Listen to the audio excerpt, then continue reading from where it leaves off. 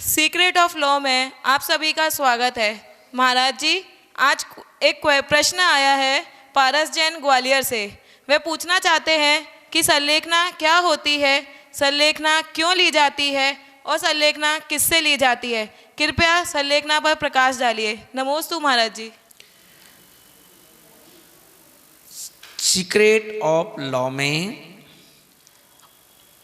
आज जो प्रश्न आया है संलेखना, और अपन देखें कि संलेखना कहो, समाधि मरण की तैयारी, श्वेतांबर समाज में इसे ही कहते हैं संथारा। और अपन ये देखें कि संलेखना, सल यानी जो अपन देखें कसाय हैं, उन कसायों का लेखन करना है ना। कि जो कसाय हैं, क्रोध है, मान है, मायाचारी है, लोभ है, इनको कैसे कृश करना है। कृश का मतलब होता है ना कि कसायों को कृश करना। जैसे अपन देखते हैं कि गाजर का हलवा बनाना है तो अपन लोग क्या करते हैं कि एक गाजर को अपन वो जो क्या कहते हैं उसको जिसमें किसते हैं किसनी, और उसमें क्या करते हैं गाजर को बराबर रगड़ते हैं तो उसके छोटे छोटे पीस हो जाते हैं, है ना।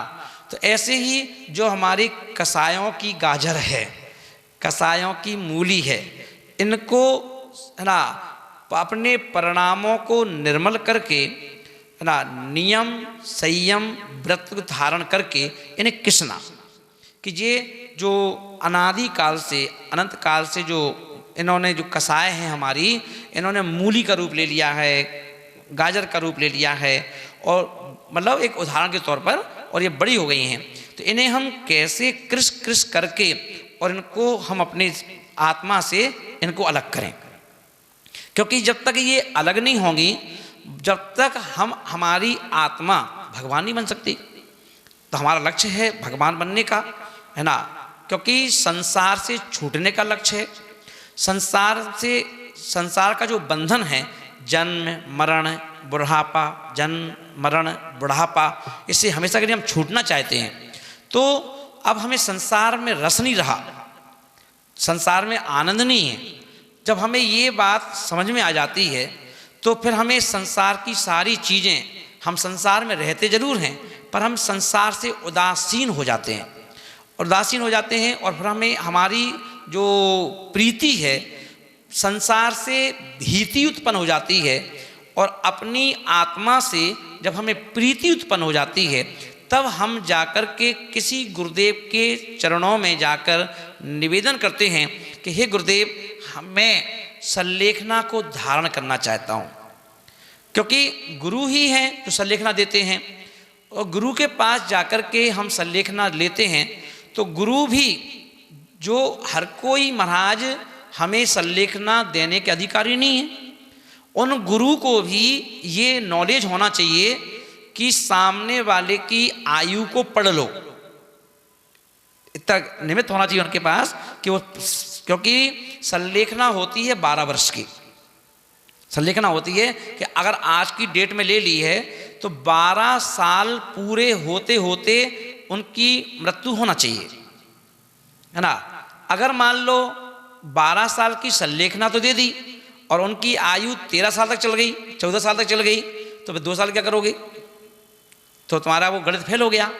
तो वो साधु ही संलेखना दें जिनको ये नॉलेज, पक्का नॉलेज हो कि सामने वाले की आयु अब 12 से कम की बची है, 5 की, 6 की, 7 की, उनको 12 वर्ष की 5 वर्ष एक्स्ट्रा दे दो, है ना। तो जब वो पढ़ लेते हैं अपने निमित्त ज्ञान से, अपने अनुभव से, कि ये सामने वाले की आयु अब 5-6 साल से ज़्यादा नहीं है, तब जाकर के वो गुरु महाराज उनके लिए संलेखना का नियम व्रत देते हैं कि ठीक है, अब आप सिर पर चढ़ाओ और आपकी संलेखना स्वीकार है कि अब आप संलेखना कर सकते हैं।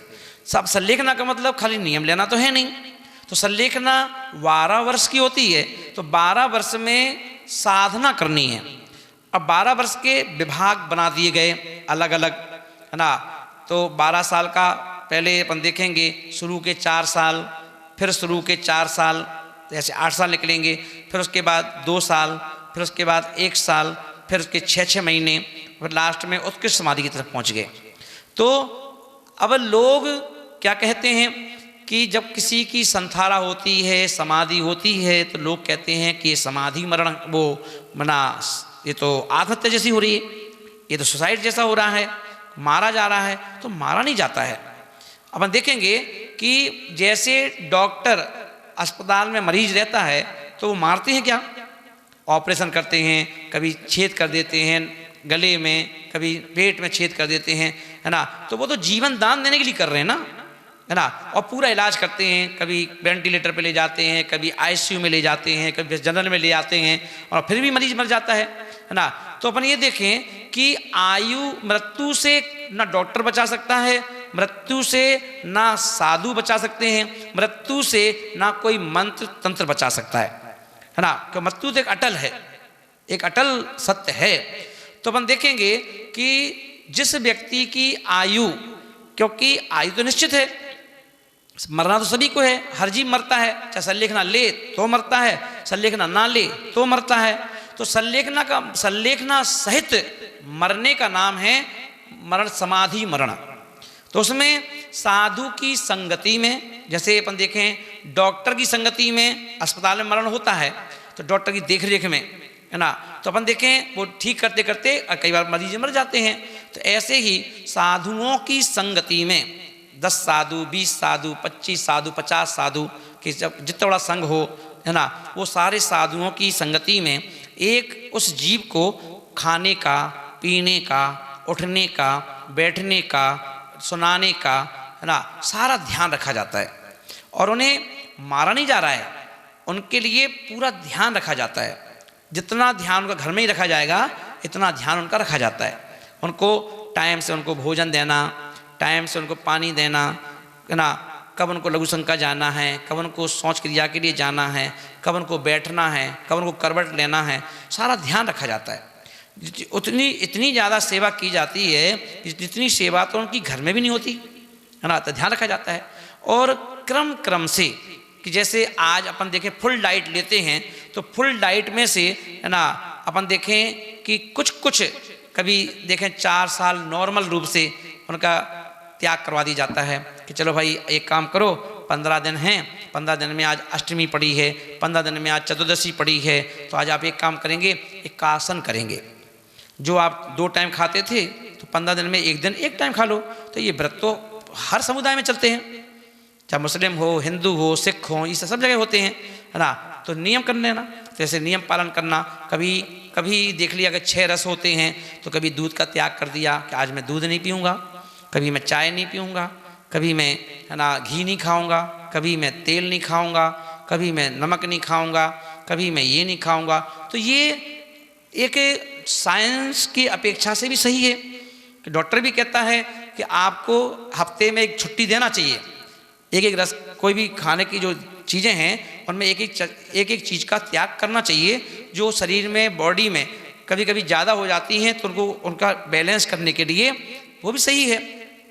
तो इस प्रकार से उस व्यक्ति को, है ना, खाने पीने का जो मोह है, नमक से, घी से, तेल से, उसके राग को धीरे धीरे कम करवाया जाता है, छुड़वा करके, और धीरे धीरे उनको आदत में डलवाया जाता है कि उसको नमक, बिना नमक के भी अगर वो रोटी खा ले तो उसे परेशानी ना हो, बिना तेल के खा ले तो कोई परेशानी ना हो, बिना घी के खा ले तो कोई दिक्कत ना हो, चटनी से भी खा ले तो उसको कोई दिक्कत ना आए।